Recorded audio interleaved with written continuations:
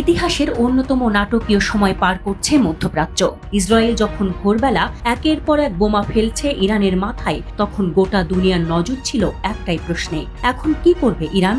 আর সেই প্রশ্নের উত্তর দিতে গিয়েই এখন ইসরায়েল নিজেই আতঙ্কে কাঁপছে। আজকের ভিডিওতে জানাবো ইরান কিভাবে যোগ্য প্রতিশোধ নিতে পারে, আর সেই প্রতিশোধের চাপে ইসরায়েল কোথায় গিয়ে দাঁড়াবে।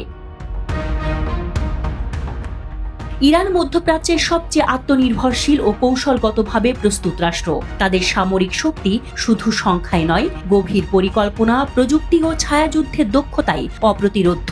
ইরানের কাছে আছে 10,000-এর বেশি ব্যালিস্টিক ও ক্রুজ মিসাইল, শাহাদ, শেজিল, খোররাম শাহার। কিছু মিসাইলের রেঞ্জ 2000 থেকে 2500 কিলোমিটার, যা সহজেই ইসরায়েল, ইউএস ঘাঁটি, এমনকি ইউরোপের অংশ বিশেষে পৌঁছাতে পারে। 6000-এর বেশি ভয়ঙ্কর ড্রোন, বিশেষত শাহেদ 136, মোহাজের 106 ও আরশ 2 অন্তস্থ ক্ষেপণাস্ত্র ছিল, যা ভূগর্ভে থেকে গোপনে মিসাইল উৎক্ষেপণ করতে পারে। স্বয়ংসম্পূর্ণ ড্রোন উৎপাদন ও ক্ষেপণাস্ত্র প্রোগ্রাম, মার্কিন নিষেধাজ্ঞা সত্ত্বেও। বিশাল সাইবার ইউনিট, যা ইসরায়েলের বিদ্যুৎ, পানি, রাডার, ব্যাংকিং সিস্টেমে হামলা চালাতে পারে। আর আছে ছায়াযুদ্ধের সিদ্ধহস্ত মিত্রবাহিনী, লেবাননের হিজবুল্লাহ, ইয়েমেনের হুথি, ইরাকের শিয়া মিলিশিয়া ও গাজার হামাস।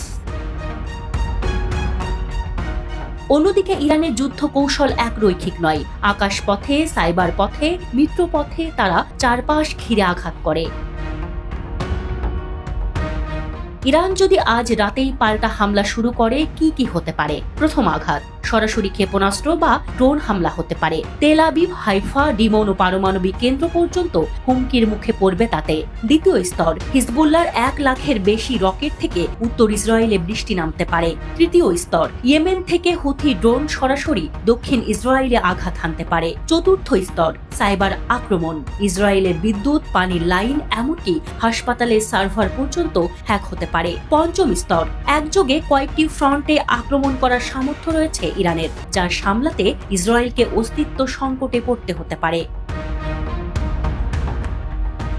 ইসরায়েলের সেনাপ্রধান আয়াল জামির নিজেই বলেছেন, আমি সম্পূর্ণ সাফল্যের নিশ্চয়তা দিতে পারি না, কারণ তারা জানে ইরান শুধু এক রাষ্ট্র নয়, এক মহাবিপ্লবী প্রতিরোধ কাঠামো। এই আঘাত প্রতিশোধ নয়, ইরানের অস্তিত্ব রক্ষার জবাব। ইরান যদি আজ সর্বশক্তি নিয়ে ঝাঁপিয়ে পড়ে, ইসরায়েলের বহু ঘাঁটি আর স্থাপনা থাকবে না, মুহূর্তে গায়েব হয়ে যাবে। আর যুদ্ধ যদি ছড়িয়ে পড়ে, এটি কেবল ইসরায়েল বনাম ইরান থাকবে না, গোটা অঞ্চল জ্বলবে আগুনে। ইরান এখনো সরাসরি পাল্টা আক্রমণ করেনি, কিন্তু তাদের প্রতিটি শব্দ, প্রতিটি সামরিক প্রস্তুতি ভয় জাগিয়ে তুলছে। তারা বলছে, শত্রু যদি অস্তিত্বে আঘাত করে, জবাব হবে অস্তিত্ব চূর্ণকারী। এখন প্রশ্ন একটাই, ইরান কখন পাল্টা আঘাত হানবে এবং ইসরায়েল সেই জবাব সামাল দিতে পারবে কি? ইরান এখন শুধুই ক্ষোভে জ্বলছে না, অস্তিত্বের নামে জেগে উঠেছে। আর ইতিহাস বলেছে, এই ধরনের যুদ্ধ কখনো সহজে থামে না। Desk report, Dhaka express.